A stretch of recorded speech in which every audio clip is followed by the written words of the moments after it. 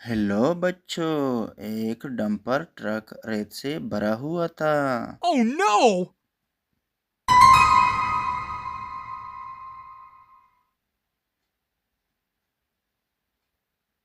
Oh no!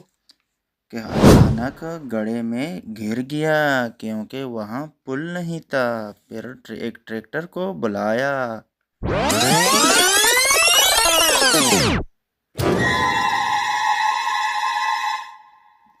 उसने उसे बाहर निकाला Oh no! और फिर गड्ढे पर दोनों ने मिलकर पुल बनाया।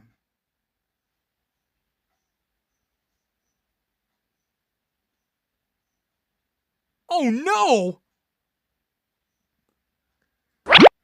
और फिर डंपर ट्रक आराम से पुल के ऊपर से